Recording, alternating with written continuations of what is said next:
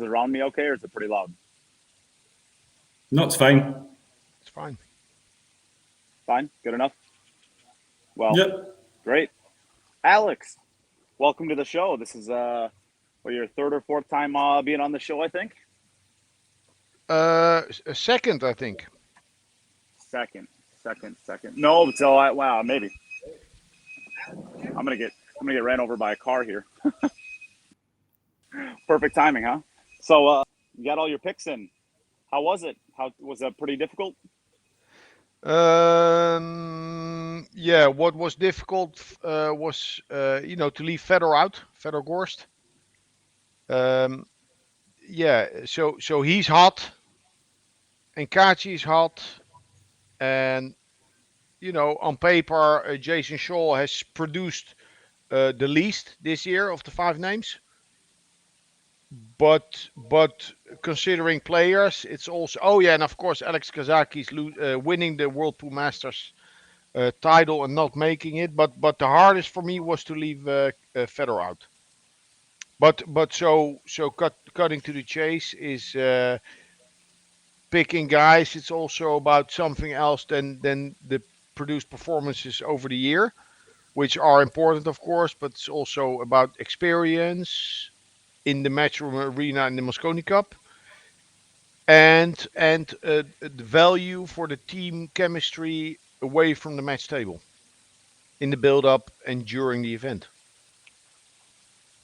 And is it fair to say that since Fedor was on the team last year, but that was kind of a unique COVID year where there's no audience, it's maybe he's still kind of a rookie, and you got to go with a player who's been there twice prior already, or I should maybe three times prior. I think this will be Kaci's fourth year. I think I'm right on saying that.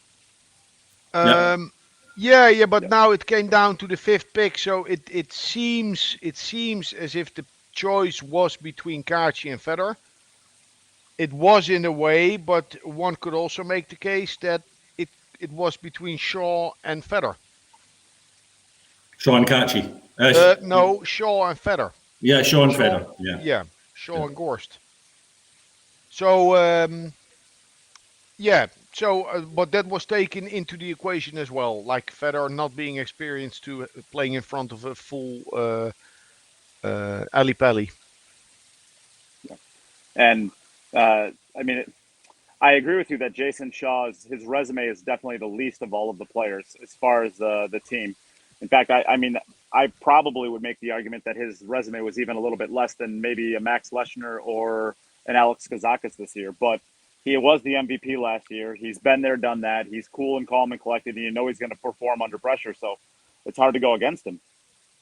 Yeah, exactly. So you started out asking me if it was a hard pick, the five names. All the five guys look good out there, but Fedor Gorst is not in the team, and that's not easy to digest for me personally. Yeah, it's kind of one of those. You've kind of got an embarrassment of riches to choose from. So every year there's always going to be some big names that maybe feel like they should be in, or other people feel like they should be in. So I mean, it's always going to be tough to make that decision, I guess. Yeah. I can make it better than it is. I mean, we're happy, Carl, me with the five guys, but Kazaki's not being in, Fedor Gorst not being in, Max Lechner not being in. We'll take some of them. Yeah, well, we'll take some of them. I hope for each of those guys that they fight their way in the team coming next year. How many players were you actively in contact with before you picked your five? No, not so much. No, it has been very, very different from last year, because last year they were out of competition and they were at home. So I really felt the necessity of starting work early to also get them in a groove and working and all that, and trying to put some pressure on them in practice. So it has been different this year. I've been in contact a little bit, but mainly just following their results. With a couple of guys, I've been doing some trainings. some people that made it and some people that have not made it. So preparatory work, yes, but not like last year. I think Nate Tam has a very interesting question in the comments. And you touched on it a little bit, but maybe this is a little bit more explicit. How much do you weigh the team aspect versus individual performance when it comes to selections? So I think the heart of the question is: do you take how people gel together as a team into account when you're building your team, or do you just kind of take the 5 best players? No. Very much also looking at the team chemistry. So apart from knowing what Shaw is capable of in the matchroom arena and what he has shown last year, becoming MVP, he was a huge force, driving force behind screens, behind closed doors for the team. So if you would put 5 introverted, calm players together, I don't think that would work. Nor would it work if you would have like 5 very extroverted and vocal guys put together. So it's always about finding a nice balance. Are these the kind of things that you discuss with the players individually? What you would like them to, you would like them to use their energies away from the table as well? Is this something that has come naturally from Jason, or is this something that you worked on with him to try and get him to use his energy in the back room as well? Well, you talk to Jason a lot, and every player has like people in his inner circle that he trusts. And then me becoming a captain last year, I enter that circle. So you talk, I talk, he talks to other people, and suggestions are made. But in the end, it comes very much down to how someone is made.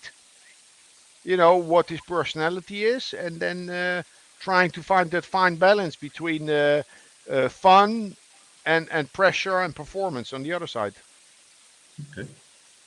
And you mentioned Well, there that you mentioned there that you've done some individual sort of training with him. I know that you did a couple of online sessions with Jason that he quite enjoyed, and we kind of asked Jason the same question last week. I think that we interviewed Jason. When you're doing these online coaching sessions with the players individually, are there things that you notice in their own individual games that you think they can work on, or is it a case of these are the kind of things that I think are going to be important in the match room in the Mosconi arena? And I think so. You have a package for everybody, or is it individual packages that you have for them when you do the training? Well, it's individual, but again, we don't have the time and the opportunity that we had last year. So it's going to be less work, but with a couple of players, we're going to put more time in. And one player would be more about defense, another player would be more about shot clock. So it's very player specific. Okay. Yeah, and for the questions, if anybody has any questions, get them into the chat for Alex. We're going to talk about the Team USA in a little bit, but right now we're going to talk about Team Europe. So I guess a question I have for this is, how confident are you going into the Mosconi Cup with the 5 that you selected? I know that the U.S. team is not quite full yet, and there's some reasons why for that, but how do you feel confidence-wise going into it? Well, I'm confident that we're going to be fully motivated and prepared to have back-to-back wins. And that's and that's it. I just want to focus on our preparation and our commitment when we're there, like in the days leading up to the event and during the event, and keep our eye on the prize and stick to our task. Does anything change in your preparation this year based on the fact that there will be a crowd as opposed to last year with no crowd? No, I don't know how I could prepare for that. but the players know what it's like. They've all been there, all 5 players. So no, I don't think. Well, actually, I think Tyler Steyer, when he played in 2018 for the first time, he practiced at home having the crowd noise on. So that could be something to do, but no, for us it's mainly speed of the table, shot selection, and shot clock. And how much are you looking forward to it? Because I mean, you were the Mosconi Cup captain some years ago, and then you've come back into the role again, and then your first year you don't get a crowd. That must have been for you personally a little bit disappointing. So you must be looking forward to it yourself to get into that arena, have the full crowd there also, because Yeah, that is the real Mosconi Cup. yeah. Like if I tell people like one of my top 3, 4 memories in pool in general is when in 2018 I was there as a pundit and I was standing on the floor in the arena next to Andy Goldstein, and he was talking to me, but my earphones were off, and I couldn't tell what he was saying. He was standing next to me. That's how much noise is out there. It's also the way it's built, like 3,000 people, but it's a cocoon of noise. It's amazing. Yeah, so I'm a little bit anxious or anticipating, how that will feel like, what that will feel like. Sounds like we had to get Nigel Reese in there just so we can get the crowd settled down, so we can get you guys your conversation going. Yeah, yeah, it's amazing. It's going to be great. Looking very much forward to it.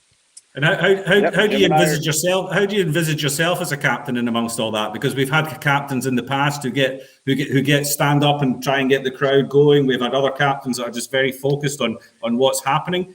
Do you think what kind of captain do you think you're going to be in that atmosphere? Do you think you'll be the calm guy that's just sitting watching the pool, or do you think you're going to be on your feet, pumping them up and getting them going, or are you just No, going to I kind of don't think leave that up to Boise? I don't think. Well, I don't think Boise should do what he feels like doing, and he's a great energizer in amongst the team.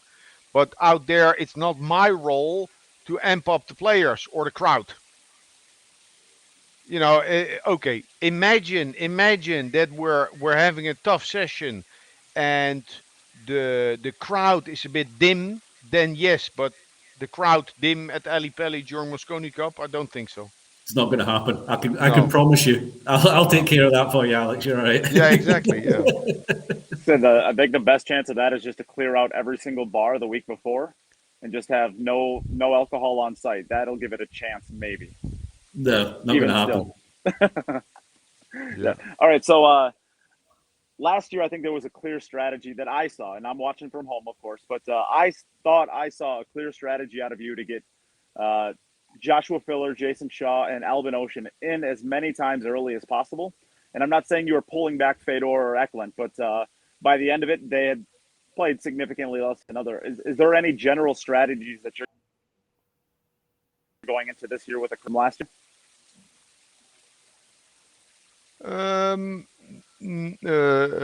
No, no, I don't think so. No, no, no, no. The things that you take in consideration making the lineup is you look at how the lineup of day one would influence day two, day three, and day four. So you have a couple of stronger horses in the team that you would like to give more opportunities. So that's one. And then you have certain players who are more apt in doubles play than others. And you also take that in consideration. So one player maybe would be doubling more than he'd like to, sacrificing some singles matches because he's more expert at that. And for example, one player where you guess that one player feels better starting out with a doubles match, and other players definitely have more value in starting with the singles match. Okay. So And it, do it you depends. It depends on the player. do you how I mean, now that you've made your 5 picks, is it already in your head kind of thing who you're going to pair up with each other? Because I mean, 4 of the players were there last year, so you got to see them in action together. Or do you leave those kind of decisions until you see them together in the practice room, maybe the day before, and how the Well, how the atmosphere is? Carl and myself, we're going to be making a number of lineups.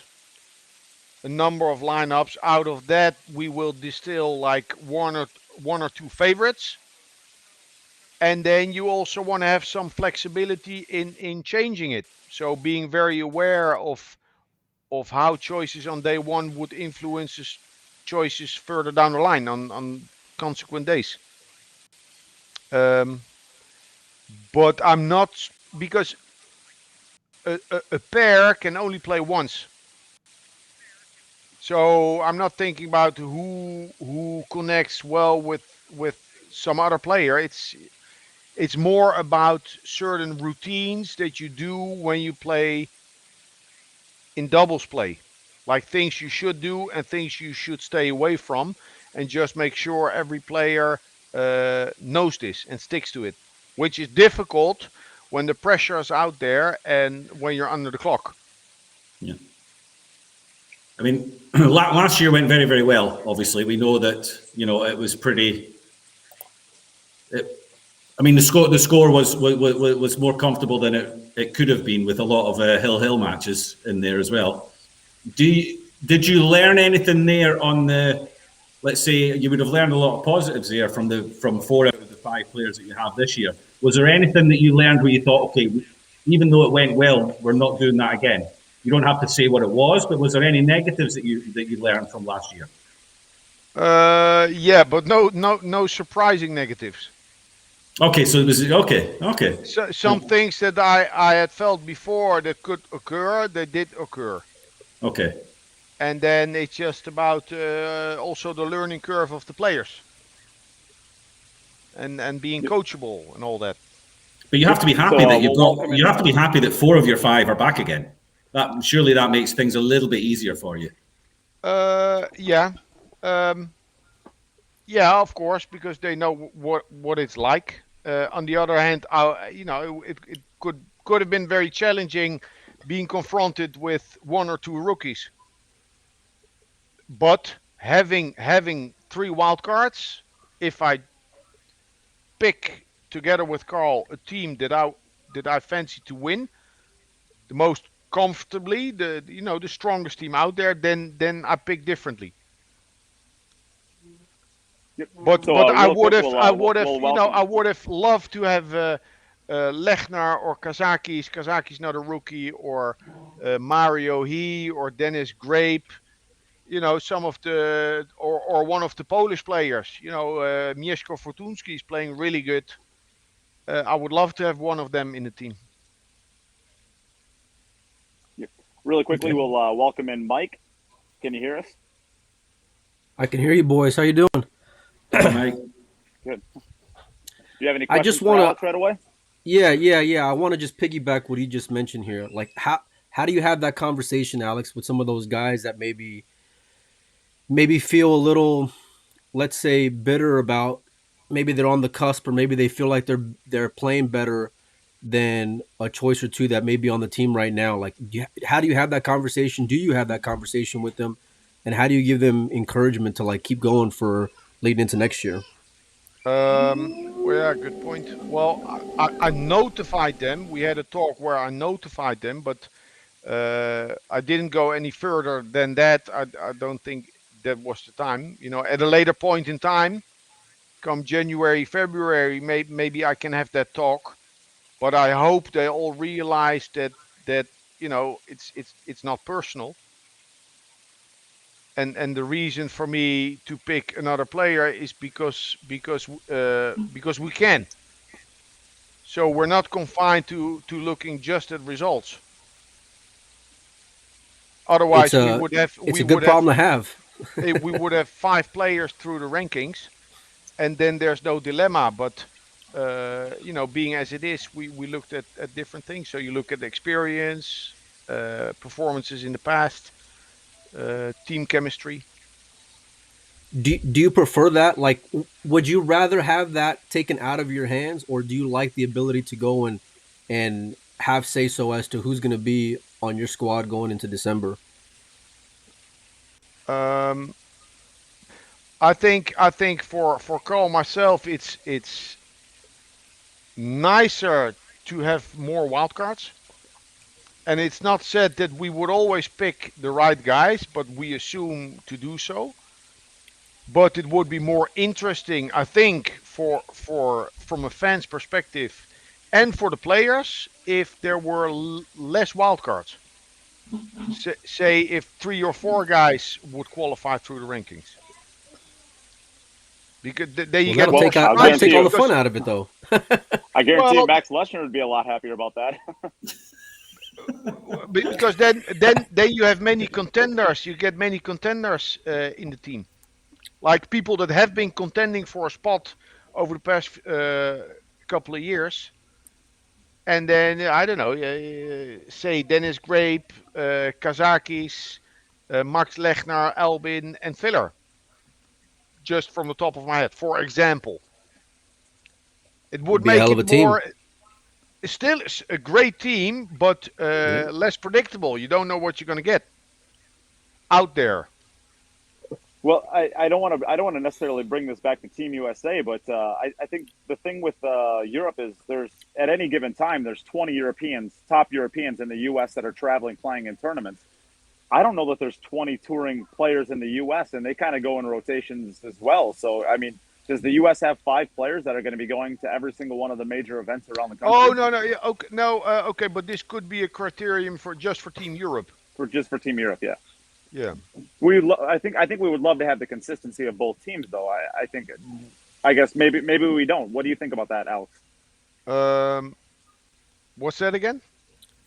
Do we have to have the consistency of the way both teams are picked? So, for example, if we were going to do that, and let's say we had 1 wild card and 4 qualifying picks, Yeah. I think the struggles with that being the same with the Team USA is if you remove Sky and Shane, do we have and let's say Tyler and Chris, do we have any other players in the U.S. that regularly tour to every single one of the events? Or are they kind of just like a Jeremy Sosi where he shows up at the World Championships, has a great tournament, and then we don't see him again for the rest of the year, basically? Oh, if it were the case like that, like 4 through the rankings, and then for both teams, then I would expect more players committing to traveling and playing ranking tournaments. But it was just a mention. I just meant it's not like not my biggest consideration. But you asking me, then I think okay, if we'd have 3 or 4 through the rankings, the lineup for Team Europe would be less predictable. I think. It I would mean, make it maybe more interesting. I think the whole COVID situation has had effect on the thing. I mean, you got 5 wild cards last year. I think was it all 5 or wild cards last year? Justin Bergman. No, I'm Bergman. talking Justin to Bergman Alex and Fedor about Gordon. Team Europe. Team Europe, all 5 are wild cards, correct? No, Fedor. He won the World. No, Cup. Fedor. Oh yeah, Fedor qualified. Yeah. And this year it's 2, and I think So did normally Justin in years gone by, normally it's been 3 qualifications and 2 wildcards. I think once the matchroom ranking gets up and running and gets like a steady ranking, then I think they'll probably go back to, I would imagine, 3 qualifications and 2 wildcards, which I think is probably about right. You want to. I think 3 qualification spots gives players enough opportunity to qualify. And the 2 rankings gives the captain the opportunity to really make a difference to the team, depending on who it is that's already qualified. So I think 3 and 2 is probably the sweet spot. That's what it's always been. But Alex has been quite fortunate in his 2 years.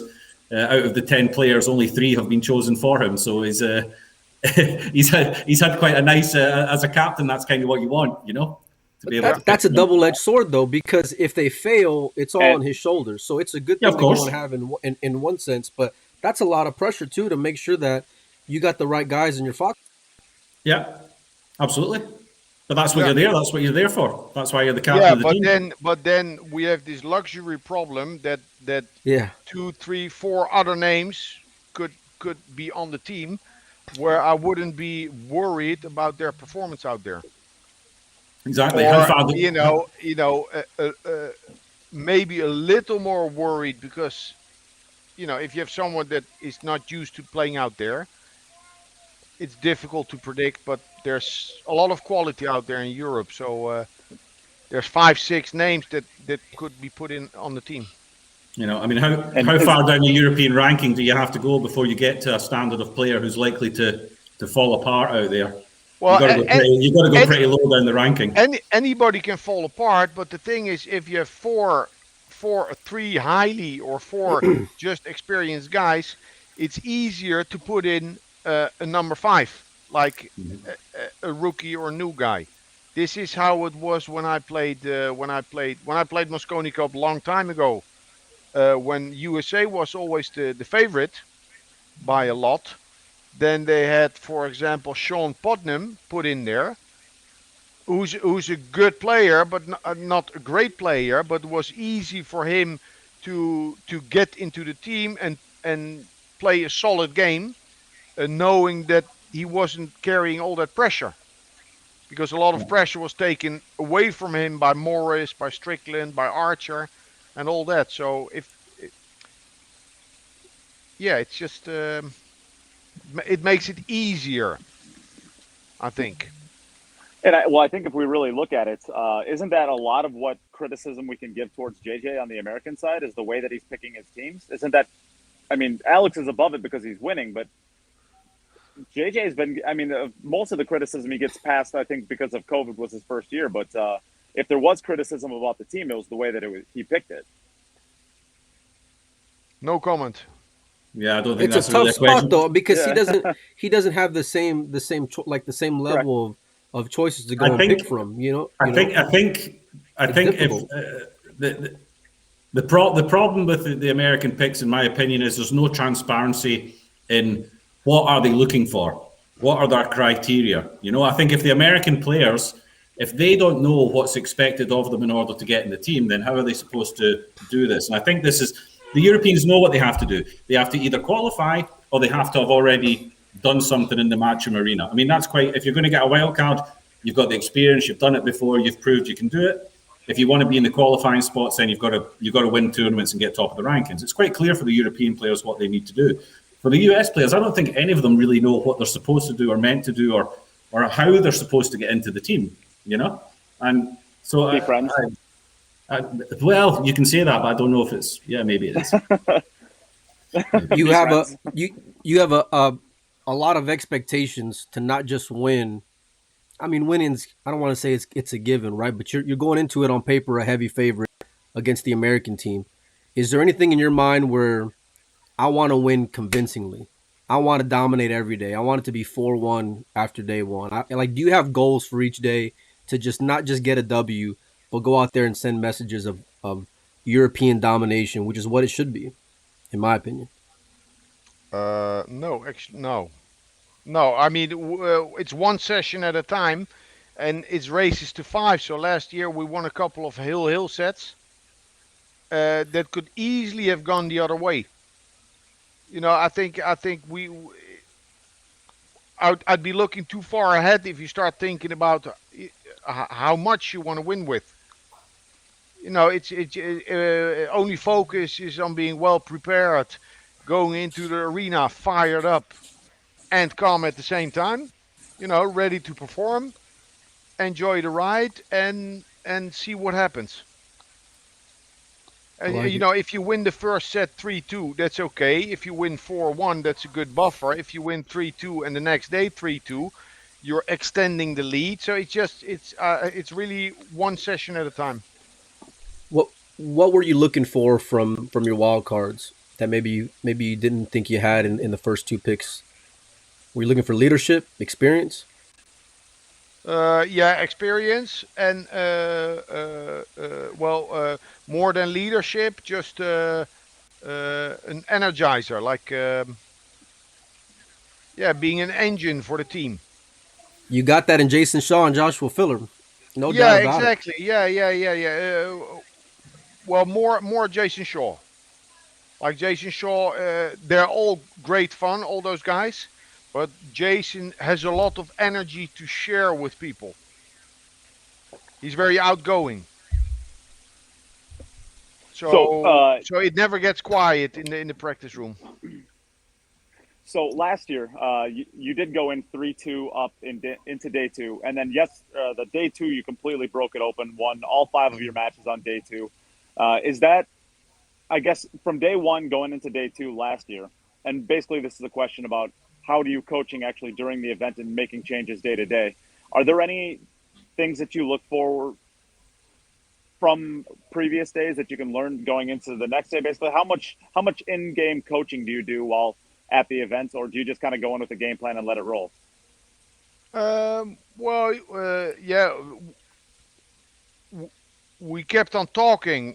We just talk a lot. So after day one of the players said, listen, it's too quiet out there. And it was quiet, no audience. And we agreed to make more noise the next day, which feels weird if you're yelling on your own. on your own and you hear an echo in the room. You say, come on, Albin. It feels strange, but we committed to it, so that's what you do.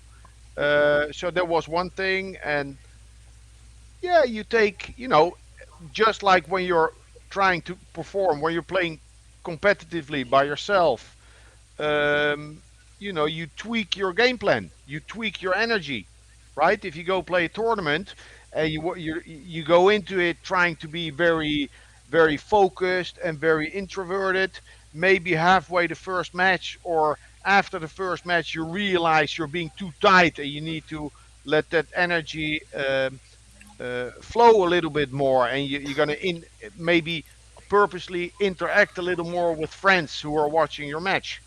And you do the same in the Mosconi Cup. Like you find ways together as a team and for each player individually where they feel they can perform to the best of their ability. Okay.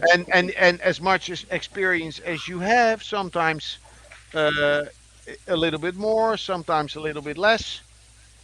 In the past couple of years back, you saw Jason very amped up in the arena, and maybe at the time it felt good, but then in retrospect, maybe he realized he didn't help himself the most, as much as he could have. Yeah. So I think every player just in the process is fine-tuning his state of mind. And it's a lot of energy to channel. Like playing pool under the gun, and especially in Mosconi Cup Arena with all those fans, even more so, it's energy that you need to channel, and every player for himself needs to find that way. And it's not like you decide coming in day one and that's it, because you might feel differently on day 2 than on day 1. So I guess Jim or Mike, either you guys have any more questions on Team Europe side? I got one more question. Let's move forward a couple of months, and you're in the arena. We've seen several different kinds of Mosconi Cups over the last few years.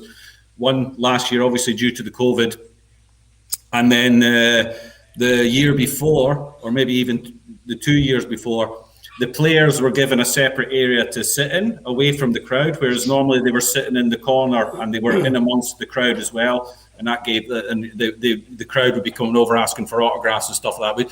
Would you have a preference for your team? I mean, the chance is that you probably will be put in a bubble still anyway, and not really allowed to mingle with the crowd too much when you're there, and you're in your hotel. But would you have a preference? You've obviously been there and seen the white bench that the players had to sit on within the arena at one stage, and then you've seen the Mosconis when they've all been in the crowd. Is there a preference for you where your team would be and how your team? You talk about energy. What do you think about it? What would you rather for your players, for your team?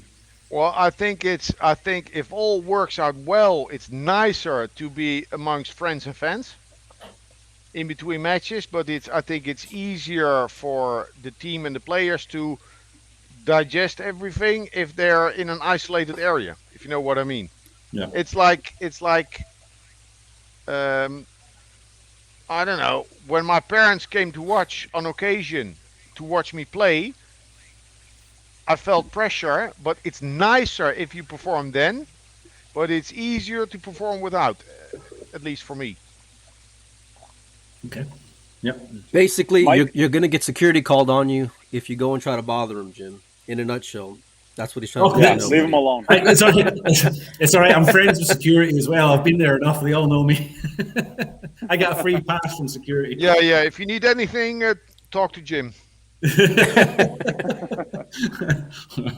All right, so How let's how are you move gonna on. wait real quick, Nate? Go How ahead. are you gonna build up your guys from in the next 5 weeks to get ready? Look, he doesn't Well, need to build first up I need Josh. to He's wait winning for them everything. to get back from the international and from the Villars playing the European Championships. So he's going to be busy. Kaci and Alkadi are playing just the Euro Tour. So I'm just working one on one. I'm going to do a couple of trainings, and we're going to have a couple of meetings with the team together. Um, so how? Yeah, same like last year, but not as intense. Like last year, I think we started in October. Everyone was at home, so Yeah. it was perfect. Yeah, Do you know already? Do you know already how many days beforehand you'll get to be together as a team in London? yeah. Or will We're it? flying in on the second. Oh, so you're going to get a good five. You're going to get 5 days, 4 or 5 days together then. 4 days. Yes. Yeah. Yeah. Okay, Yeah. that's Yeah. nice. Yeah. Yeah. Yeah. That's good. That's good. Yeah. Is Yeah. there, Very good. to the best of your knowledge, is there going to be a tune-up match for either U.S. or Europe? I know they were planning on doing that but I don't know if COVID messed any of that stuff up. Ask La Fraser.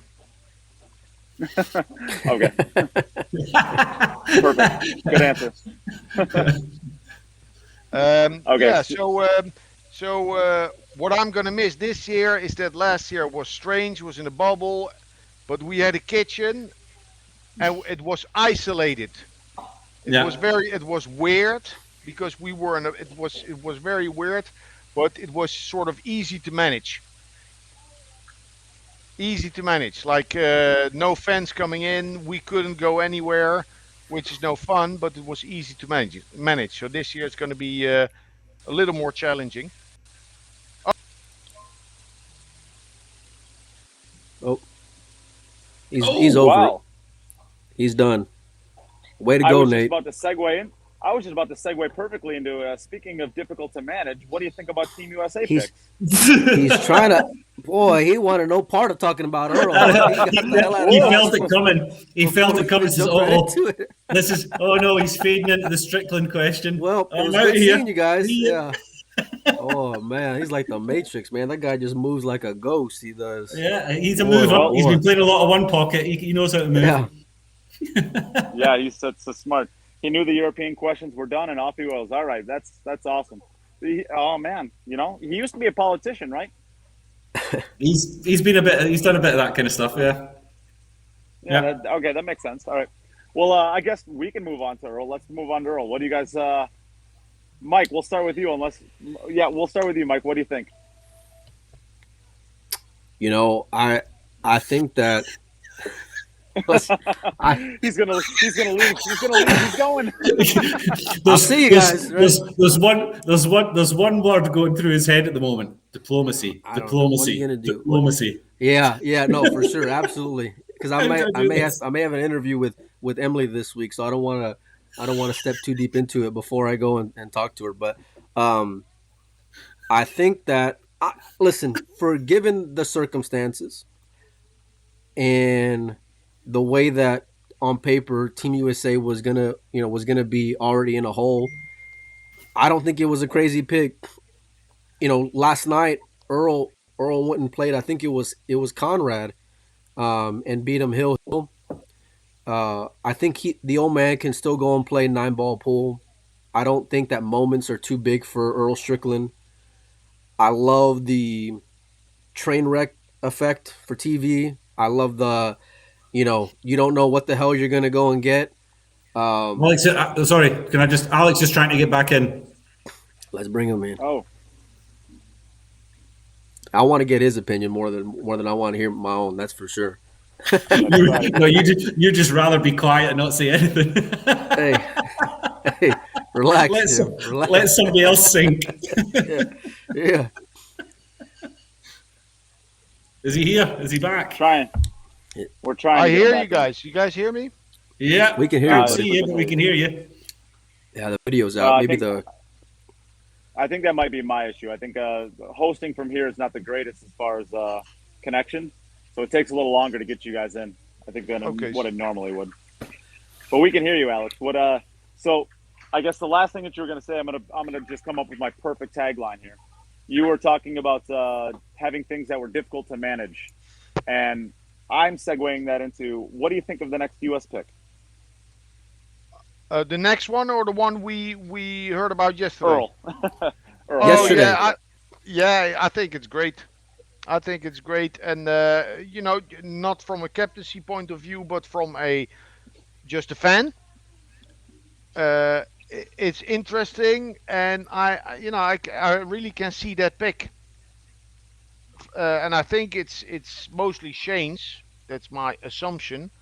Um, yeah, what does Earl bring? He doesn't care.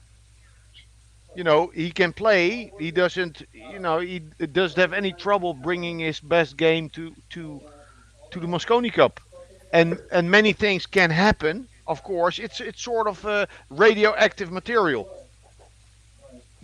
Maybe they can manufacture a very strong weapon, but it can also like explode in their face.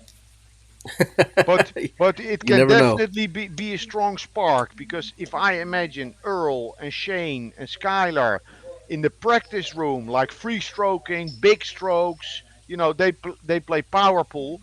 That if they pick the number 4 and number 5 right, they can easily feed off from it. So I expect I don't know, a surprise on 4 and 5. Well, so for 4 and 5, uh, you don't have to give specific names, but as a captain, what do you think you'd be looking for with characteristics of 4 and 5 to make this not blow up in their face? Someone that shoots, and that can be like incentivized, like stimulated, that gets a kick out of being amongst shooters like Skylar, Shane, and Earl. Interesting. I'm not. I mean, I'm trying to think of the U.S. version of Look, that. And I was going to say, do they have one? I mean, I feel like Devin Poteet. I mean, that might fill into that kind of characteristic, maybe. I don't think Tyler or Chris do. I mean, as far as that description, but Yeah, what do you so think, Mike? that. I I think you gotta have guys who are gonna be more free to be who they are. Like don't be worried about every little mistake, so to speak, because they're already gonna be up against it. I mean, realistically, and when you got an anchor like Shane and a Sky and an Earl, um, then I think you want guys to kind of be their own person, and not be micromanaged. Which I think Alex is in a really good spot in that regard, because all those guys on his team are proven, right? But do you get yourself when you put Earl into the team? This is just. I'm not saying that this is true or not, but do you put yourself in a situation where your last two picks have to be players that Earl approves of and that Earl respects? Otherwise, you're going to get the negative Earl. So no Well, Hunter. I think so. Yeah, yeah. So I think the it's last two picks are dependent on who's Earl going to get along with. Who's he You think not going to so? blow up at? hmm? Wrong? Yeah, Right? yeah. No, Wrong I, again? I, I, I agree. So it's very interesting just to see their approach. I mean, if you choose to pick Earl, do you just pick him and tell him we believe in you, or do you pick him and start to manage him and have some sort of strategy to get him into the best mindset over the coming weeks? I don't know how they roll, and I don't know if it's more Double J or more Shane that made that pick, but it's just very interesting, and I hope that we're gonna get to see the good side of Earl. The player, and that would be great. Emily I've Fraser's heard, So watching, by the way. Hi, Emily. I've heard, I've heard it was more Shane. That's what I've heard. I've heard it was more Shane Yeah, than that's listen. I per think se. I Yeah. think Shane. I think Shane is inspired, still inspired by Earl's play. Actually, if Shane's on, he reminds me of Earl in the early '90s. They're both like 5-time U.S. Open winners.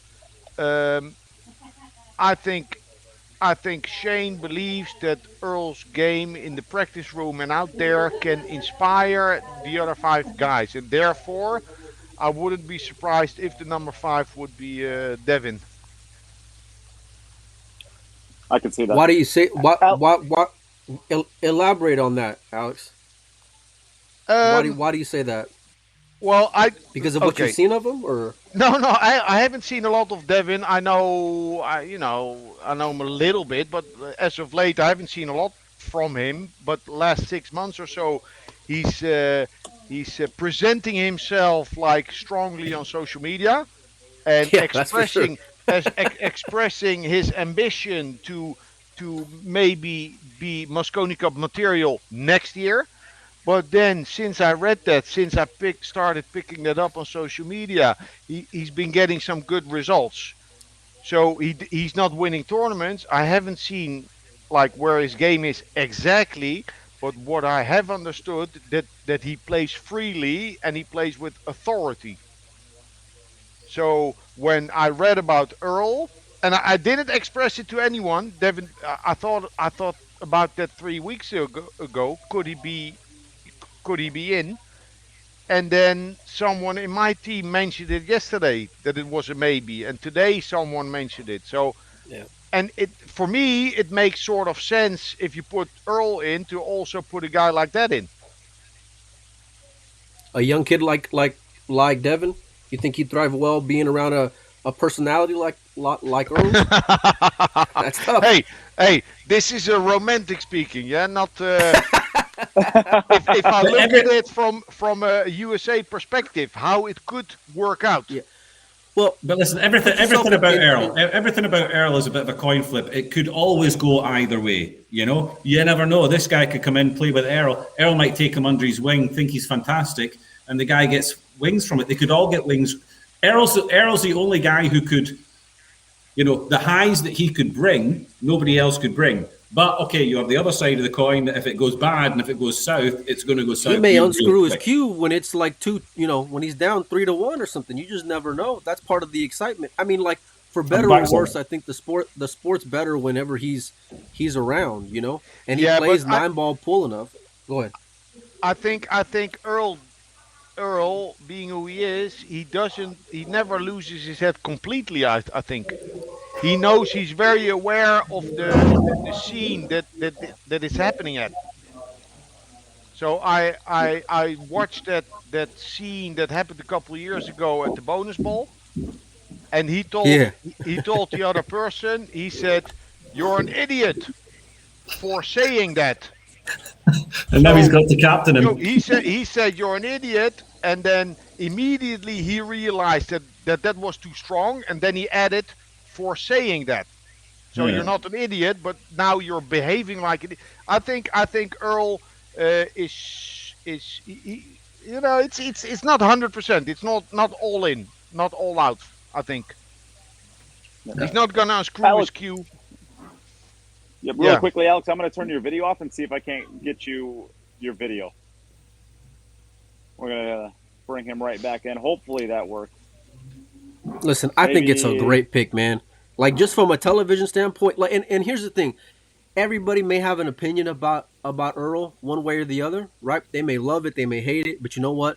They're talking about it. They're talking about the Mosconi Cup. And you know what? Yeah. Come December, their ass is going to be tuning in to DAZN or, Sky Sports or whatever to make sure that they go and see what's going to go and happen. Are they going to see the brilliance of Earl Strickland, or are they going to go and watch the train wreck whenever he goes and plays, Kaci? Or they're going to wait for the interview? Like you never know, man. And the guy can play 9-ball pool. Like, he can go and get there, I think. Listen, Well, I can Alex, let me guarantee ask you, you this. any a large chunk of any of the tickets that still hadn't been sold have been sold in the last couple of days. Just that Oh, announcement, people in the UK, just the people in the UK. I'm not talking about Europe. They maybe never got the chance to see Earl Strickland play live before, and they'll Yeah, take that yeah, opportunity. I can remember the first time that I went to Mosconi Cup in Vegas was 2013. And I did, or 2013, and it was that kind of Legends edition, and Earl was back in the team after a couple of years out. I couldn't wait. It's like, oh, I'm going to get to see Earl Strickland live. It was amazing. And I went to Darren Appleton's Hall of Fame thing, and I was talking to Earl. And when you talk to him away from the table, the guy is just, you just get fixated on him. And For sure. And that's me as a fan. I've seen players get fixated, like world-class players just stand with their mouth open, listening to Earl Strickland. I can remember at the World Masters a few years ago when I went there. We got in a bus to go to the reception, the beginning. They had a reception before the event started, and I'm sitting in the bus with Jason Shaw and Chris Melling and a couple of friends of Chris and Jason's, and we're sitting there waiting. And says, "Oh, we're missing one." And I said, "Well, who are we missing?" And out walks Earl Strickland and sits down in the van beside me, and I was sat like that. And he started talking. He's got that effect, man. And everybody, Jason and Chris, were just sitting listening to the story he was telling. And it was amazing. We got into the bar where the reception was. The rest of the players, Shane came over. Earl starts talking. Shane's standing there just listening, going, nodding his head, listening to the stories he's telling. It's incredible. And then that evening, there was a bar around the corner, and it was a sports bar. And they had the Rasson table from the year before was put in there for the players to go and practice on because they didn't have a practice room outside the arena or near the arena.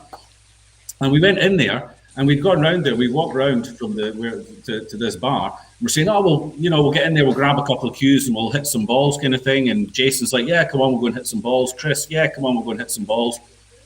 Shane, yeah, come on, we'll go and hit some balls. We walked in and Earl was behind us just sort of looking at stuff like Earl does, like, oh, this is great, look, a boat. And he was just in his own little world. And he's like 2 or 3 minutes behind us.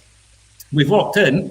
And Jeff DeLuna is practicing on the table, and he's got his full shirt on and everything. And he's got his Jeff DeLuna shirt on, and he's practicing on his own, and everybody's just watching him. And nobody dares to go on the table.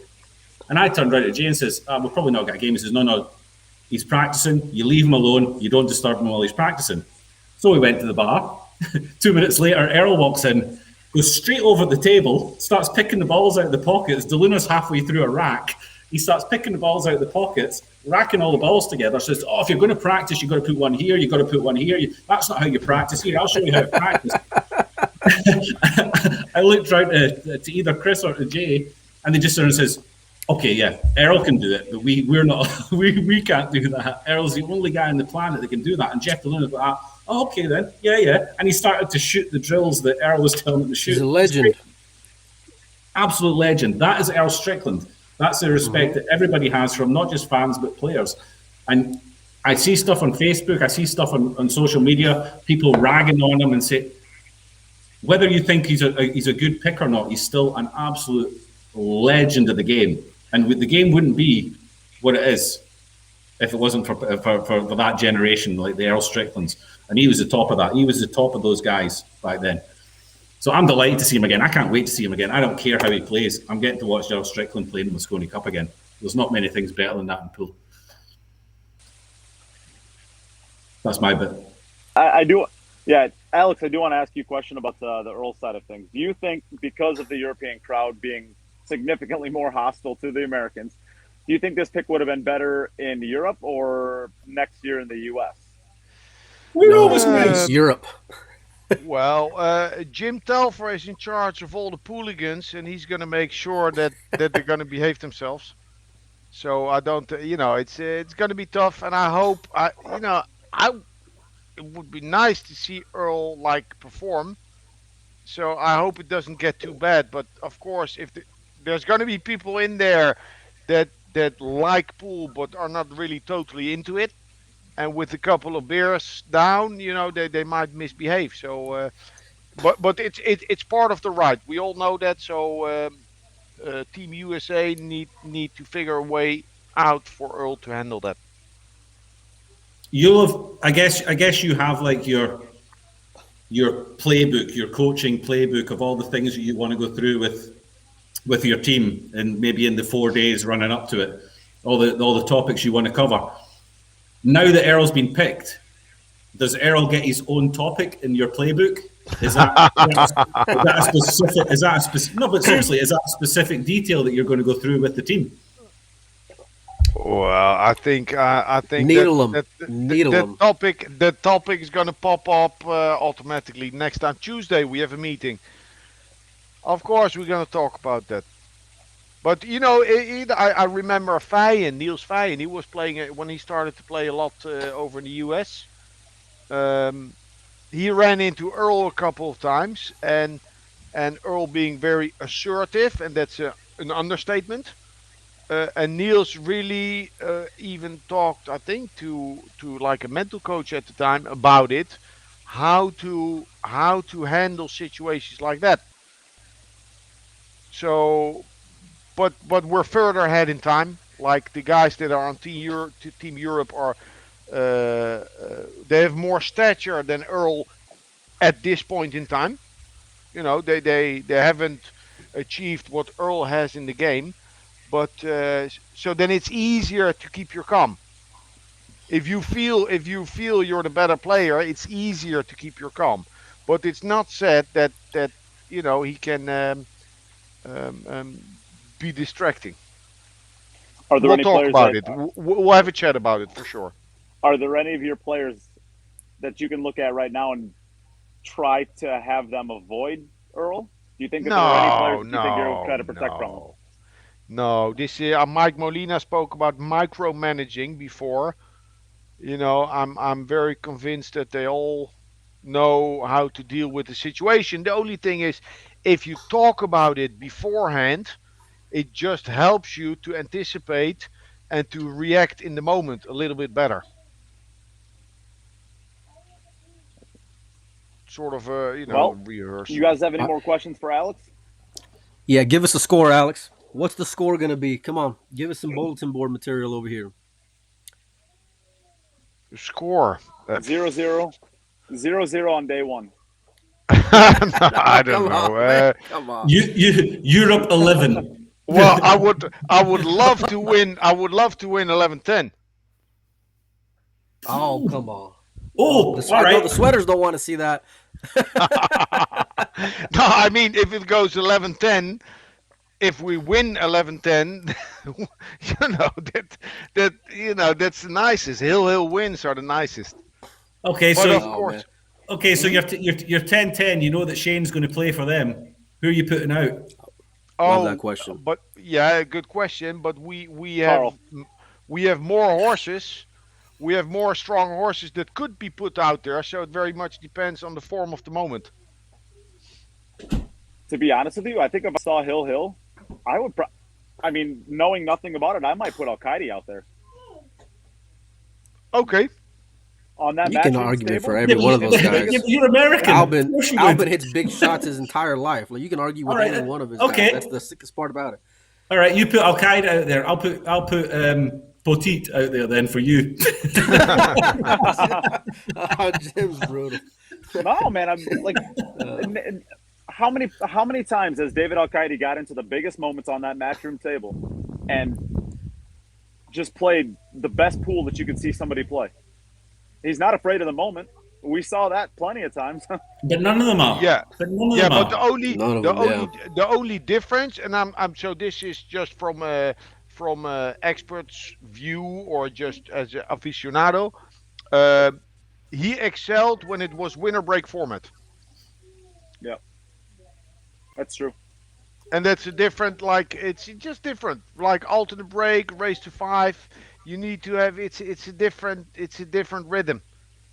It takes a lot of nerve to run a wreck, then sit down in your chair and keep your cool while your opponent is doing his thing. Yeah. And then coming back to the table 4, 5, 6 minutes later. Maybe a better way of getting Mike's question out there. I'm seeing personally on Facebook right up -5, so about 11-6. You're a betting man. Are you taking the over or the under on That's that? ridiculous. That's ridiculous. That's a crazy line. You can't give 5 to 11. You're playing 9-ball races to 5, man. That's Yeah, crazy. That's what I'm exactly. seeing. That's what I'm seeing. Yeah, but people, it's just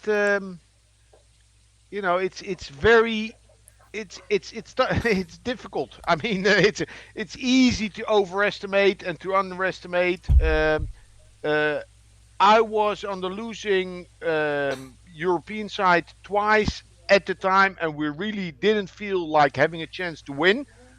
And this is in '05 when I played my second Mosconi Cup. In '06 we drew even, and in '07 the whole thing started. Like the dominance of the European team. It can tilt very quick. It can tilt much quicker than people think. Well, it can tilt from year to year, and it can tilt also during the match. I mean, Bubble. momentum's a massive thing. Momentum's huge. It's not just about winning your point; it's about the next guy going up there and making sure that nail gets hammered again and again and again until the match is over. You can't relax in these races to 5, because if one player goes out there and is 4-1 behind and wins 5-4, the next guy goes out there, his whole mindset has changed from So we've now- lost that point to holy crap. Now I'm thinking 2018, Tyler Steyer 2-0 down against Niels. Yep, these things happen in a race to 5. I think it was 2-0 for Europe, 2-0 for It was. Niels. Yep. It was. Yep. And then Tyler Steyer, he plays some good shots, gets some rolls, wins the match, they win the session, and all of a sudden they have the wind in their sails and momentum. Yep. Massive. Yep. And I think they won. I think they won day 1 3-2, and I think they won day 2 3-2 as well. So they went in 6-4 Yes. into day 3. Yeah, but by then, All from that moment. even by the end of day 1, they were believers. And maybe at the beginning of day 1, not so, perhaps. And that's kind of what happened in the years that Europe dominated. You found that day 1, it just took the wind out of the sails of the USA team on most of them. You know, they would have the bravado before, saying we believe, and then they come out of day 1 4-1 behind, and straight away it's like, yeah, okay, it's not going to happen for us. And I guess that's kind of what Alex would like to happen this year. You know, take the wind out of their sails very, very early, and then it becomes dangerous that it might end up being a bit of a What coach wouldn't though? job. What coach wouldn't want to go and just crush him like that though? Do you guys Yeah, listen but- to Alex when he talks? He just said a little bit ago he wants to win 11-10. Why would he want to dominate? No, listen, thing is- hey, 11, like a big score is better, but it's if it goes so that it ends up we win 11-10, it would be the most memorable for me and for the players. And it would be That's how the it best is. it would be the best for the Mosconi Cup as well. Yeah. You know, Yeah, because but then in the end- you get all 21 matches. It's a competitive match. Everybody be talking about it for years. You know, all of a sudden the magic of the whole magic of the Mosconi Cup is back again, right up here again. At the moment, It's back, it's a again. little bit. It never left. No, but for And then we'll see Earl in Vegas. So everyone's gonna be everyone's gonna be a winner then. No. Yeah. Why not?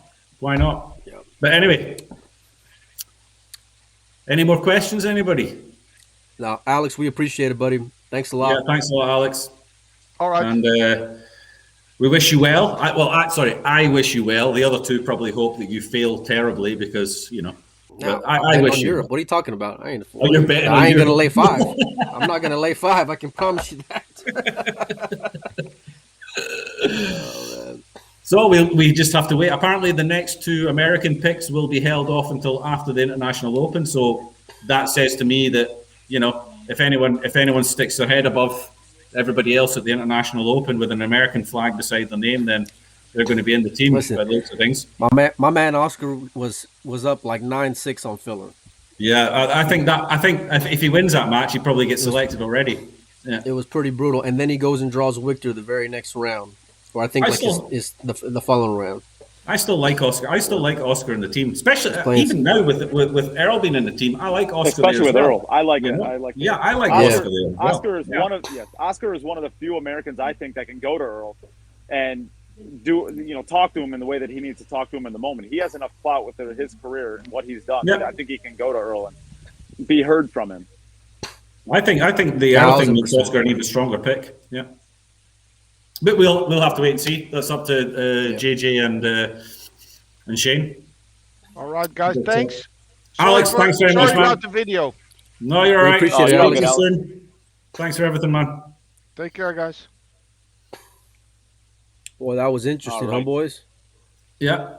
Yeah. Well, I mean, Alex is I'm kind of. I mean, I would love to have potentially Johan back if this isn't going to work out with JJ. If it works out with JJ, amazing. That's awesome. If it doesn't, I wouldn't mind seeing Johan or Alex Lely take over the U.S. side if there's nobody else that we can find. I think he's Stop great. picking, I think he's stop picking off our best coaches. Even if they go get to like, we gave you one, and he showed you how to do it, and nobody listened, and now it's all gone crap again. You're not getting another one. The whole thing with Jeremy was that, okay, last year was COVID. You kind of get a bit of a reprieve, right, because of everything. This year ain't that much better because the it's kind of stacked against them yet again. I know there's no like moral victories here, but I mean if they can get to like 8, I think that's pretty solid.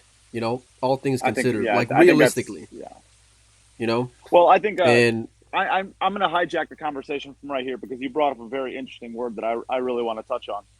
Morals. Do we have a culture problem with Team USA? We're going to go there right now. I bring this up because, oh yeah, we're going there right now. So we have, of course, the Billy situation with Rob Saez. What was that? Right before the World Pool Masters, is that right? Back in the spring, and now we have the situation with Earl and Hunter. And of course, it's not like a terrible thing. It's not like I don't think it's anywhere close to the level of Billy, the situation. But Billy gets right into the World Pool Masters right afterwards. No, it must have been right before the Championship League. No, Billy wasn't at that one. Never mind. Okay. Do we have some sort of culture issue in this country where we repercussions for the players when they do things that are just boneheaded? Jim, we'll start with you because you're a European, like looking at it from the American perspective. What do you think? Well, I've said it before. I think I said it in the last podcast and probably the podcast before. Ronnie, I think there's shooting balls in the hole is not the whole package. It's how you are, it's how you represent the sport, it's how you conduct yourself, and it's how you're a role model to the next generation of pool players that are coming through. This, for me, is why Tyler would be a solid pick for me. I think if you want the future generations to act the way that you consider to be the professional way as a professional sportsman, they have to see the current generation of players who are doing that being rewarded and not being overlooked. Now, if you've got, I mean, we can talk about the whole Earl. Earl kind of gets a pass, and I can kind of get the fact that Earl gets a pass based on everything he's done. I mean, the guy's 60 years old. Everything that he's done in the sport, he shouldn't have to play pool anymore. He should be, if the guy had a proper financial advisor throughout his career, he'd have probably retired 10 years ago and he'd just be doing exhibitions now and again, because he'd have plenty of money in the bank. But that generation never ever really, looked after their finances very well. There was enough money going around. Earl's made millions throughout pool. Well, he made $1 million in one go. Sorry? He made $1 million in one go. Well, exactly. So that, pool players are not the smartest people on the planet. They need help from the people around them. And if you've got the wrong people around you, then things are going to go downhill pretty quickly. If you've got the right people around you, or you're a little bit got smarts, like Shane. I think Shane's building up quite nicely. He could retire anytime he wants. He's been smart with his money. Most of the European players have learned that already, and they're doing that. They're being a bit smarter. Appleton, he doesn't have to really worry about stuff anymore. He was pretty smart with his finances, invested quite well. And if you do that, you can build a career out of it. Earl didn't do that, and he's still playing at 60, 62 years old. Now, he was one of the greatest ever to hold a cue. He did things on a pool table that people had never seen before and still can't do to a great extent.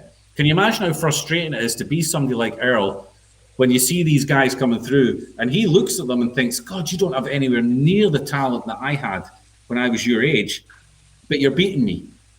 And I'm still trying to play this game to earn money. That's going to be hugely frustrating. And these things happen. Okay, he has this altercation with Hunter, and he's done things in the past. But again, it's Earl. Should he be then on the television? Should he be in the Mosconi Cup? Okay, you can argue yes or no, but he brings something that other people. If it's just a nobody that does that kind of thing, then he gets swept under the carpet and nobody hears from him again. But Earl gets that kind of pass. Well, if you want to talk about the whole Billy thing with Rob Styles. Well, hold on, Jim, because I'm not letting you get away with that, because what you said, if he's a nobody who would get swept under the carpet, it'd be no big deal. That's exactly the way we're treating it right now. No. That the person themselves would just be swept under the carpet and you wouldn't hear from them again. Not the situation. And I think there's double standards to a certain extent. Yes, but that's the way it is. Listen, the pool world is the pool world. And yes, I'll say it. In Europe, it's handled completely different. In Europe, it's handled completely differently. You don't get away with that kind of crap in Europe. But nobody does it, so you never hear about it. The whole culture. I just don't think there's any accountability ever. Correct. Well, you can say that, but there is, and we know there is. We just had a conversation. We just had a conversation 2 hours ago. We know that there is accountability, but does it get ignored and not talked about? Yes, perhaps it does. But I think that the young generation coming through the US, they're still looking at the wrong players as their role models, shall we say? That's my opinion. They shouldn't. All right, Mike, you've gotten out of this long enough. Mike's trying to walk this line. Yeah, before Mike starts, I'll tell you exactly what it is. It's the gambling culture. It's as simple as that. It's the gambling culture. That's a bunch of bullshit, Jim. No, it's not. It's easy to go and paint it like that, but it's not, because everybody is their own person and everyone's an adult. Okay, Shane can go and gamble, and Shane's not, that guy, and you can put him against anybody in the sport. Okay, and Shane can go and gamble. So that's such an easy cop out to go and paint the American players as like that. Listen, there's no heat on their ass. That's the problem. Take the spoon out of their mouths, because right now there's nobody behind them. In Europe, you screw up, listen, you're done with. You're not going to go play anywhere. You're done. You're never going to be in consideration for Mosconi. You're never going to be invited to these tournaments. You're not going to be. You're like, you name it. That's why they don't. And maybe they were raised better. I don't know. If you want to go next level, but there's some Europeans who gamble too, who go and hold themselves pretty well on and off the table. So I don't think that's fair at all. Then I'll say, all right. So you've got, but your turn. You go to a tournament. You go to a pro tournament. There's a governing body over that tournament. Whether it's in the US and it's a BCA or whatever, or it's over here and it's WPA. The tournament has a governing body that looks over that tournament, a pro tournament. Correct? What do? They go deliver a $30 trophy? No, let's just be realistic here. No, I'm not saying they do anything. But you organise a money match. You organise a money match between two players, and a fight breaks out. Who's going to sanction that? Who's going to throw out sanctions for it? Who's going to turn around and say, now you're getting fined for this, now you're getting banned for this? The only thing that can happen is that the sponsors get involved, like what happened to Billy. Because as far as putting a ban on anybody for their bad behaviour, you can't do crap about it because it's just two guys that are gambling. Like, for better or worse, Matchroom dangles that carrot. They have more power, even though they're not the governing body of pool, because you cannot, like, if they wanted to, they can go and say, you're not coming to these parties anymore. You're not coming to the World Pool Masters. You're not coming to the Mosconi Cup. You're not coming to the World Cup of Pool. You're not going to be allowed to play in the U.S. Open. You're not going to be on anything on television or of anything we have to go and do. Unless you're squeaky clean. And those are guaranteed checks.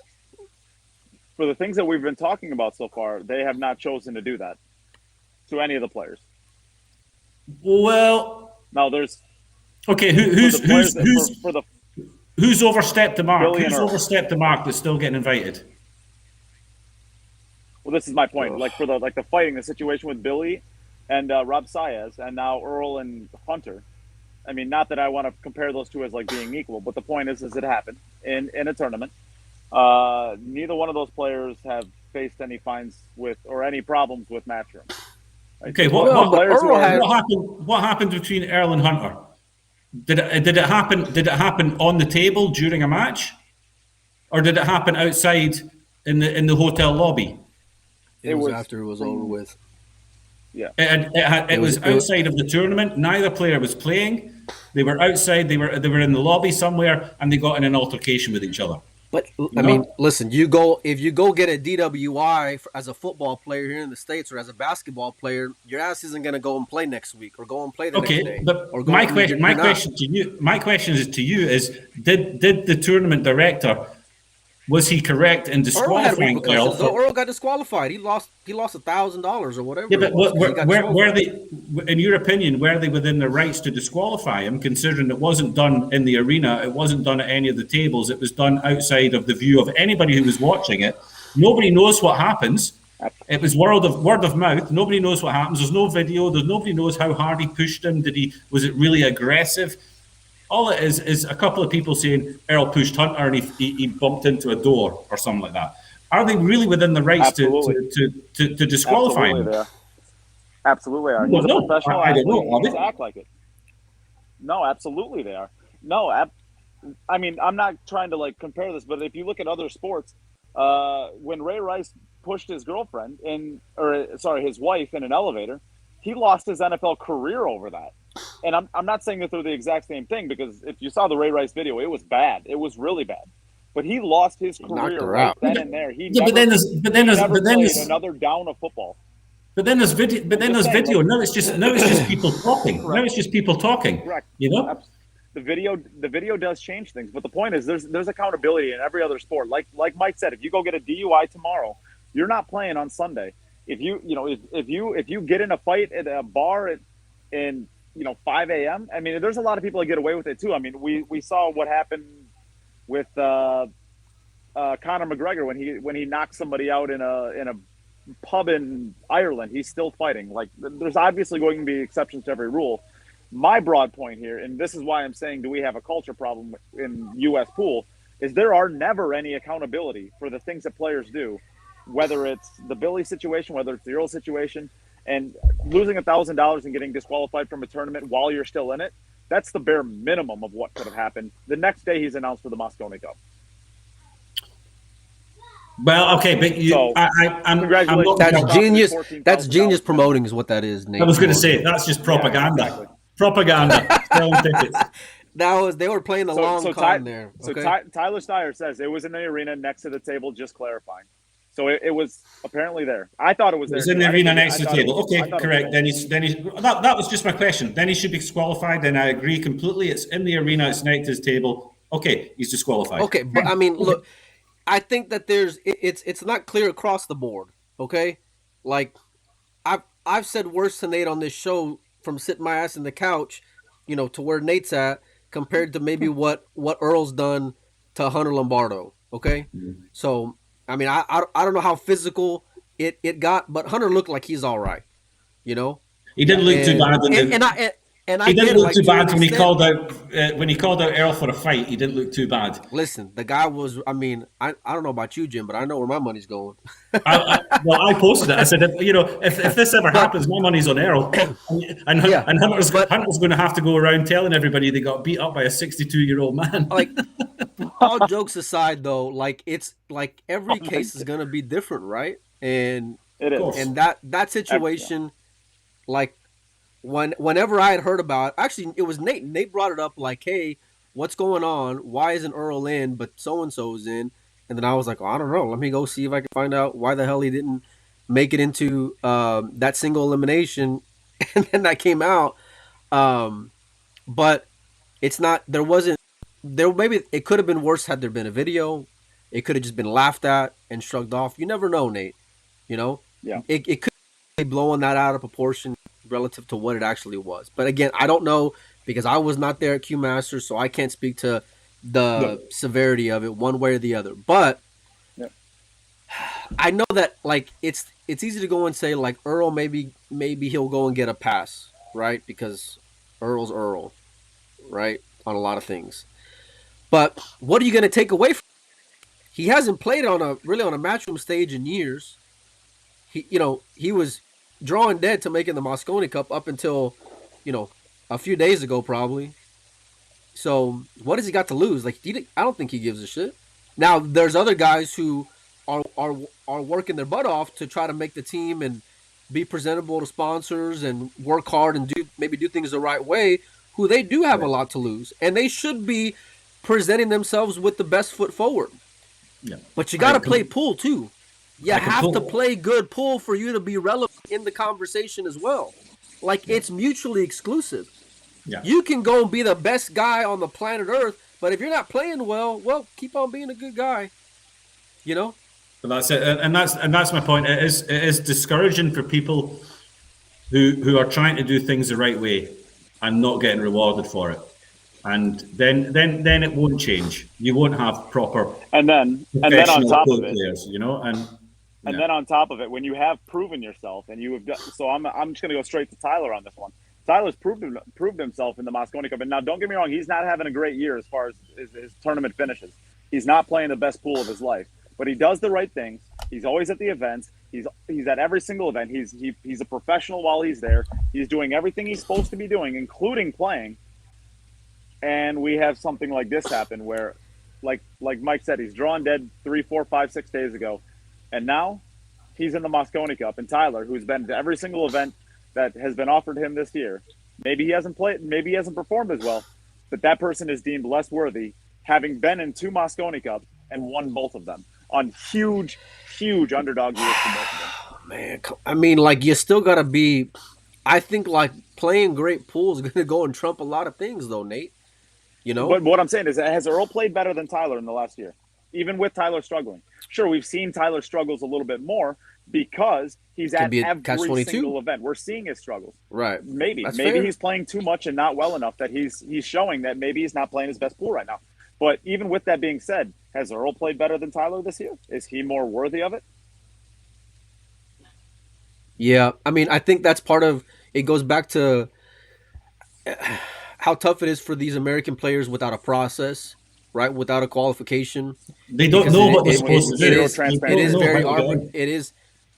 I mean, it's very arbitrary and it's very it seems political at times, right? Who you're in with and maybe who you're not.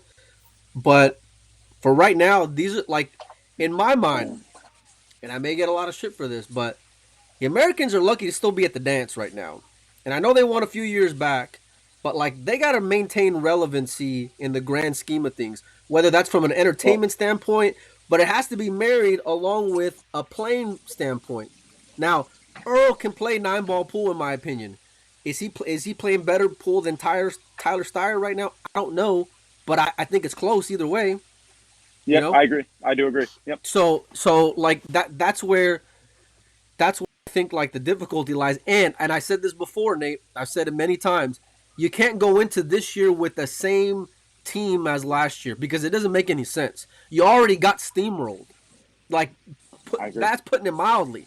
You got ran over.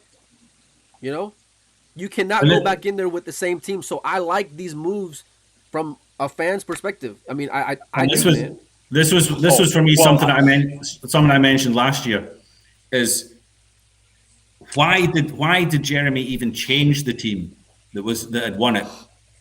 Why did he even? You're talking. You don't bring the same team back if you've lost.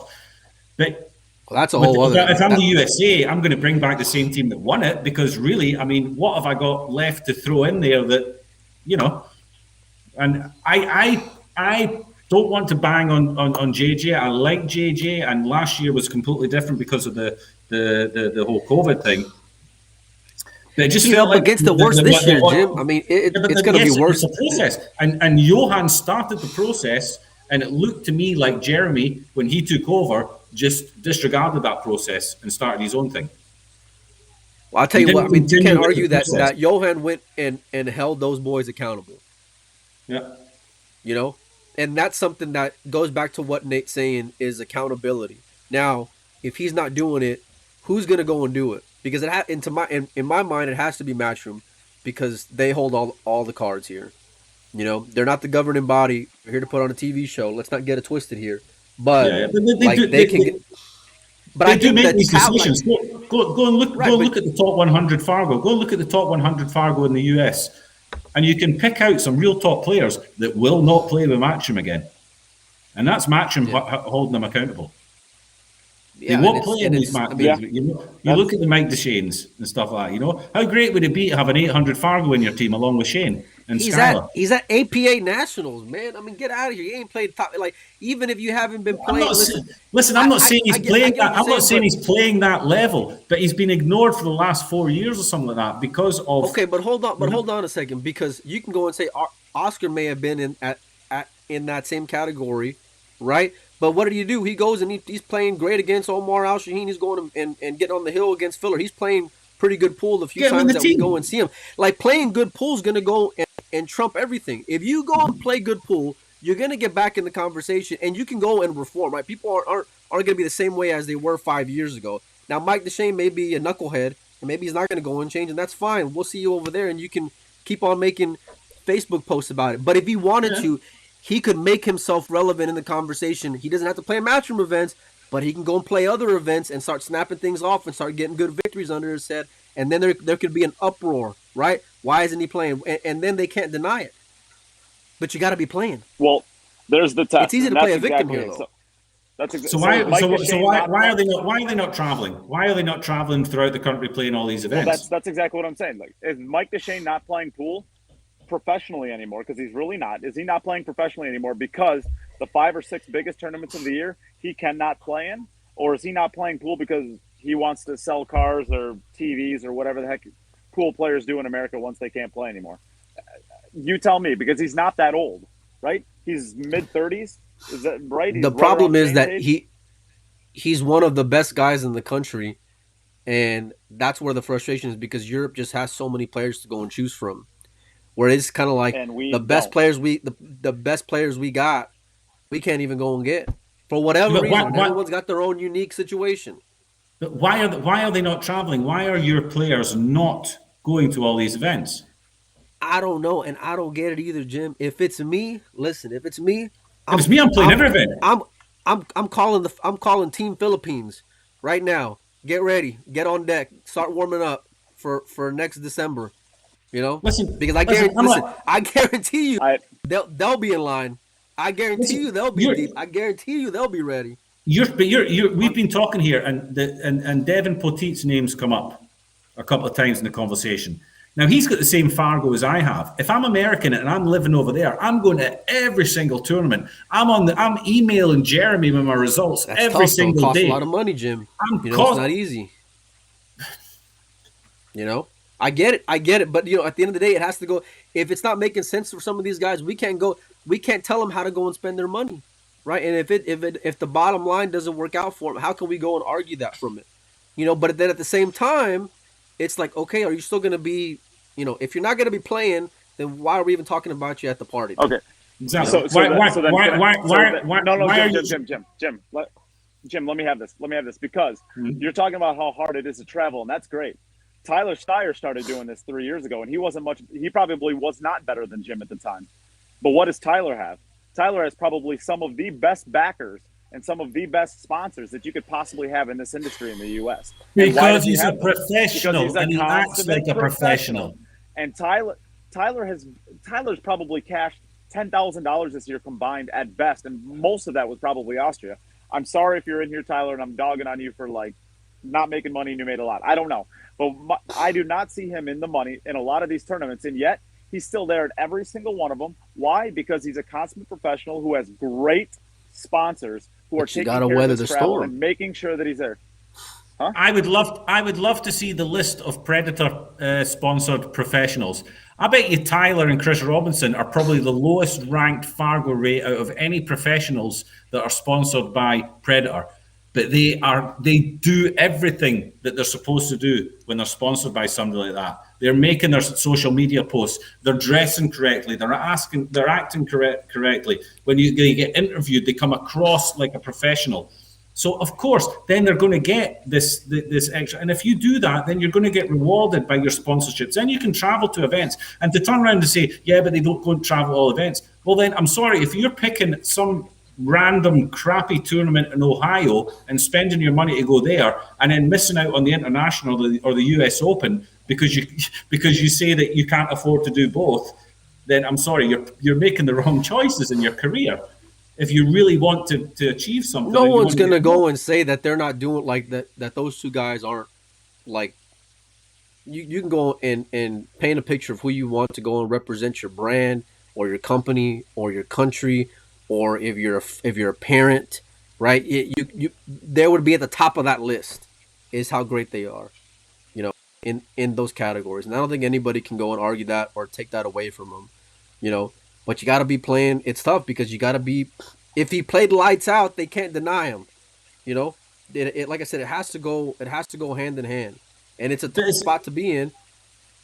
It's an ever-decreasing circle. Players can turn around and say, "I can't go to all these events because I can't afford it," and then they're fighting with somebody on the live stream, and then they're saying, "Yeah, well, if you weren't acting like a dick, probably a big sponsor would pay you to then go all these tournaments, and then you qualify. Look, all you need to do is step one, just stop acting like a scumbag and be a proper professional and take the sport seriously. Then you'll get the sponsorship, who's then going to pay you to go to these tournaments. Then you're going to start picking up points. Then you're going to start picking up money. Then you're going to start picking up. But that's why that's why it's great for the Tylers of the world, because he's weathering the storm, right? Yeah. He's still putting in the work despite it all, because it's easy to go and say, you know what, it's not working out. You know, I'm gonna not show up here, not show up there. As he's many still have working done. his ass off. As many, especially on the American side, Jim. Yeah. Justin Hall. Chris Reinhold had some pretty good sponsors too, and you see him at these things. Yeah. Justin Hall, one of the biggest talents you've had for years, and he's kind of given up on the whole thing of doing that. Now he's just doing his own thing. Yeah, Shame. Still a great player. And now you only see him probably never going to achieve. 4 times a year, and he wins 3 of them. Yeah, probably never going to achieve what his talent suggests that he should achieve. Let me ask you this, boys. Who's the greatest basketball player of all time? Come on, y'all can't be that deep in the pool. Who's the greatest basketball player of all time? Jordan. Okay. How man, get out Jordan. Of here. How was Jordan how was Jordan as a GM, right? Sometimes he didn't always pick the best players. He didn't have the best record, you know, as an owner. Yeah. I think at the end of the day, Shane got the responsibility of being a co-captain. And when I asked Emily, because I thought that it made sense given how many hats that Carl wears, I thought maybe it's a financial decision for Matchroom, right, after the year of COVID. She said, without a doubt, unequivocally, that was not the reason why, that they went with Shane being a co-captain. He's got the freedom to go and pick who he wants, or at least have a say, a voice into picking his team. And he saw something that we didn't, and he's got a different eye for the game than we do. So just like Johan, all those years ago, with the Tyler Steyer, had the freedom to go and pick, and there was a lot of uproar and kickback as to why he picked him, and Tyler showed everyone that Johan was right, at least that first year, right? Shane deserves that same, because I do think it was Shane. I've heard it was Shane that pushed the Earl pick. Shane's earned that same respect and nah, that's the main thing, respect. To at least that's the guy he wants to go to battle with him. Let him have his freedom to go and do that. And to be fair, this conversation would not be happening had what happened not happened, right? If Earl wouldn't have pushed him, nobody would have cared about him being picked. You know, you can say that, you know, well, he's way past his prime, blah, blah, blah. But I think that you can give the respect to that pick if that was the case, Mike. But I think the fact that I think the conversation that or if it was more competitive last year, you know, if it was more competitive last year, it's different. It's a whole other argument, Nate. You know, if it's I mean, you and I are both fans, Mike. First and foremost, we are in this industry doing what we're doing right now because we're fans, not because we're making a crap ton of money, not because we're surviving strong. We're doing. Yeah, I'm making shitloads of money out of this. Yeah, that's right, Jim. Yeah. All I got was a Manscaped in the mail. Yeah, that's it. I sold my Manscaped. I made loads of money out of it. I sold it used as well. It's crazy. You got extra for it used, right? Exactly. But I mean, like, we're doing this because we're fans, right? And so you can look at this from many different perspectives. So when I'm looking at the Earl pick as a fan, I'm like, oh my God, yes, this is so perfect. This is amazing. I love it. And then I look at it as a promoter. I put my promoter hat on, and I look at him and like, oh my god, this is just more American promotion being American promotion. Like, how can this be a good look for us? It makes it looks like a joke. And then I put my fan hat back on and be like, yeah, we get to see Earl. And then you're constantly bouncing back and forth off these ideas, and your listen. ultimate outlook off it is based off of whether or not you think it's ultimately good for the game of pool as a whole. That's how I fall. Like, as a fan, I love this Earl pick, but as a promoter, do I think it helps the game of pool? I don't. I think it's worse for it. Well, listen, if you're a promoter, you ought not to be thinking about that. You ought to be thinking about getting eyes to watch. And from that standpoint, Earl's going to give you eyes to watch. I guarantee it. Mark my words, they're going to have great numbers this year because of it. It's short term versus long term gains in my mind. I think that this is great for short term, but I think in long term it's going to discredit the event even more, making it look even more like a joke. And maybe it discredits the credibility. No, I think making it look like a joke is going a little too far. It doesn't. I don't think it discredits the Mosconi Cup. Yeah. To a certain extent, it perhaps discredits the whole selection process in the USA, and that's the thing that needs to be looked at. The players do not understand what they need to do in order to qualify, and that's the thing. In Europe, they know what they need to do to qualify. In the USA, it's like both interviews. I saw Hunter Lombardo and Chris Reinhold getting interviewed recently on Facebook, and both of them said, I don't know what the criteria is. I don't know what you're supposed to do to qualify. I don't know who might be the next picks. And that's the whole problem. There is no credibility in the selections because nobody knows how they're made. Maybe it's time to interview Double J. Maybe. No, I mean, these are the cards they got. These are this little monkey for a McDonald's because I promised her McDonald's. So I'm going to call off now. And I'm going to go and have me a Big Mac. Don't let her down, buddy. What are you going to have? Nuggets. And big fries. Nugget and big fries. All right, then. You sound like my daughter. You look like a big nugget. Wow. Right. You guys will probably be still at this about 2 hours from now because that's what Earl Strickland does. And don't forget it. Earl Strickland can make a conversation last hours when you're talking about him. That's what Earl does. Bingo. Yeah. Well, and this Facebook's exploded. Facebook's exploded.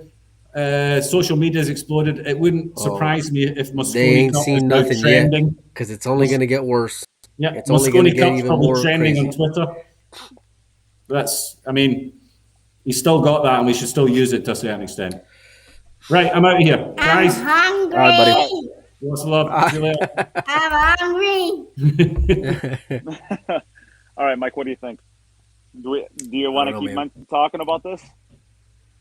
No, I think we've already said it all. I mean, what are you going to do, man? They're in the US is in a total hole. I mean, we're up against it. Like you said, we're up against it. If we could pick the top 5, if we could go down just the straight list of the top 5 Fargo rates, we have a competitive team if everybody plays well. Yeah. But we can't do that, and we know that we can't do that. We can't go down because we can't use a lot of those players. One, many of them aren't even playing, and two, some of them just aren't allowed in Matchroom anymore. So, we got to use what we have available. And I don't hate the Earl pick, but I think I don't either. I think he can compete out there. I really honestly think he can compete out there. The part that I don't think that's going to go well is I honestly think that that crowd is going to be too much for him. And they're going to destroy him. And he is going to be – that shot clock is going to eat him alive if he spends 10 seconds of it staring at the person in the front row. Pool needs it, though, mate. I mean, listen, you can call it a circus. You can say discredits the game. Pool needs a shot in the arm one way or the other, man. I'm sorry, it just does because it's not like something's got to go and give. You can't keep doing the same things that have been done year after year and had numbers the way you do year after year. And Matchroom's giving their all. And like I said, because there's a lot of people out there – like witch hunting, Emily because of this Earl pick. But, I mean, they didn't want her on Matchroom for a long time. So. Yeah. Emily and Matchroom, they get boogeyman for a lot of things that they, don't get me wrong. Some of the stuff that they do, you can question. Absolutely. But they are now to the point now where it's popular to just blame Matchroom and Emily as if they're this. Right off the bat. This evil. Yeah. This evil entity that's just out there just trying there's guys that do what we do. Yeah, there's guys that do what we do on there's no responsibility to find out facts. They just go with that same witch hunt. Yes. And it's not fair. and because all they do They don't is get, just fan the flames, and it's completely irresponsible. But listen, they do I think 10% of the Earl, things they get blamed for at most. yeah, I think that I think Earl can play 9 ball, and that's the bottom line. I think Earl can play 9 ball at a top level. I don't think any of those guys from Team Europe are going to intimidate him. The crowd's going to go and needle him. The players themselves are going to go and needle him. You know, I know Jason's looking forward to it. But you know what? Come December, I know I'm going to be watching. You're going to be there. There's going to be I'm a gonna bunch be of people there in the Yeah. crowd. Yeah. So I'm looking forward to it one way or the other. And yeah, I mean, I'm going to be buckled up, and I'm going to be, I will not miss a ball. That's how excited I am about it. Just seeing Earl play. Yeah. And Nate, you were there. Listen, I you were there at the U.S. Open. How many people show up to watch Earl play pool? Oh, the entire crowd. The problem is like that's a friendly crowd. The U.S. Open is an absolutely friendly crowd to him, and he still was engaged more with them than he was the match. So tell me right now that if he's got an unfriendly crowd, that he's going to be able to handle that and still be able to play his top gear. Oh man, they know already though. Like it's no secret. They know he's gonna go on tilt. I mean, like full I know. tilt. So And, they're and so gonna they want to be, and so they want to be the troll that instigates it, make him go off, so that they can go back to their little town in Austria and say, "Hey, did you see me on Remember TV? that moment? I got Earl pissed off." That's it. I mean, and I do not think that Earl has a chance of not falling into that. Maybe he does, and I'm going to be proven wrong, and I'm going to be coming on here eating some crow and be like, "That was the greatest pick in the history of forever." I'm excited to see it regardless, but I do think that he is going to end up folding because he's not going to be able to not be engaged with that crowd. And maybe it's so just a missed if he wins his ball matches, but 3-2. USA gets slaughtered, is it still a good pick? Absolutely. Then it's a great pick. It's a great pick then. I could honestly see Earl Strickland giving 30 to 50% effort. Not effort on the table, but like mental effort because he's going to be so distracted everywhere else with everything else that happens. The bottom line is you I hope got to I'm have wrong. guys who aren't going to be squashed by Earl Strickland, the legend. Guys who aren't going to be intimidated by him. They have to be an equal to him in order to be, going into battle with him. And I think that's the biggest thing because Earl, his persona is so huge, right? You can't have guys that are just going to go and shrink. So the next two picks for Team USA are going to be extremely vital to that, I think. Because number one, they'll either be a rookie or they're going to be, intimidated by Earl Strickland. Yeah. So we'll see. Absolutely. I agree with that. So we got 80 people watching right now. We got 80 people tuning in to watch us. Blow up the comments right now. Go back to I want work. to see what everybody's prediction is. Yeah, right. Blow up the comments. I want to see what I want to see what everybody thinks the score is going to be, who's going to win, and what's the score going to be. And then we're going to talk just a tiny little second about the results because we've only talked about Mosconi Cup so far, and there's been some stuff happening. So I want to, I guess, talk about that. I'm going to talk off the cuff because I don't have anything in front of me. Obviously, the only thing you can see here is this beautiful pool behind me. I don't have a computer. I can't see results. But Joshua Filler wins the 14.1 over Fedor Gorst. Who third, fourth? Do you remember who got third, fourth for that? Yeah, for Bigfoot. Oh no, 14-1. No, 14-1. I think it was Ruslan and I forget who that one was. No, maybe it was. Yeah, no, maybe Lechner. I don't know. I don't remember off the top of my head. But listen, Ruslan they're in trouble because now. Yeah, listen, Filler's in full gear, man. Filler's in full gear. That's what I'm saying. Dude, and then he goes out and snaps off the Bigfoot. So the Bigfoot is one. And how about Mika, like a valley? Like a valley. Mika? Oh yeah, no, Mika. Don't even get me started. That guy cost me so much money. I bet against him every damn round. I love it, man. And I got busted one round at a time. Mika's my boy. Like I love Mika Immonen. That guy, like I love it. I love this. I love to see the resurgence. He's playing some good pool. I think he's just Mika has like this super fast gear. Like he still plays the game at 100 miles an hour, and I think that gets him in trouble on those Predator tables because those Predator tables they're gimmicky. I shouldn't say they're gimmicky. They're not gimmicky. They're very different, and you really got to be precise and know what you're doing on those tables. And I think honestly, like he shoots too fast for those Predator tables. If he had a little more like discipline when it comes to decision making, Like he can still, My because I wife, saw moments when it was like Mika don't go for it, and he decided to play safe, and he was just like jam up safe. It wasn't just like I'm getting behind the ball. I mean, it was like I'm getting welded to a ball. Like Mika still has that ability. His firepower can go and mirror like a Dennis or mirror a filler at times. It's incredible at that age to go and still do what he's doing. I think it's fantastic. Um, yeah, he's really having a flashback, man. And I mean, he was one of my favorite players. For the last 20 years. yeah, I got absolutely. So we got Rob Shipman says 11. You are 11-8. You're up. Debbie Christopher says 11-8 USA, and Brett Snowden says the US is going to get lucky to 5 so far. I'll take 5. Y'all can send me a message if whoever's laying 5, please let me know. I will take +5, and gladly go and take it. And we can go and bet high too, because I think 5 is just completely out of line here. 11-3. Fred Dinsmore 11-3. Woo! To be fair, last year my prediction was 11-4. If it's 11-3, then I'll call it here right now. If they don't go and win, and if they don't go and are competitive in Vegas, if it's 11-3 this year and they're not competitive in Vegas, I think a lot more is probably going to be gone, buddy. Gone. Something's got to change, buddy. Gone. I'm telling you, call Asia. 11-6. They'll be ready. 11-6. Yeah, I mean, we'll see. So those are the only events that have finished up since then, right? We're not missing anything else? No. Shane's through the final 32. Corey's through the final 32. Shane Wolford's through the final 32. A lot Shane Wolford, it's great. Nice. Just playing some He'll be on the pool, Mosconi buddy. Cup in 2 years. I think in 2 years. I think agree. He'll be on the team. Agree for sure. He's got the work ethic and he's got the professional. He is. He's doing things the right way. And like I saw him go and play a couple of his matches, man, and he was just steady. Like, just steady as far as his run out ability, and consistent too. And I like his decision making as well. I think he's got a lot of upside. I agree with you. I think he's the future, man. And the future can be bright for America, but today it's going to be Earl.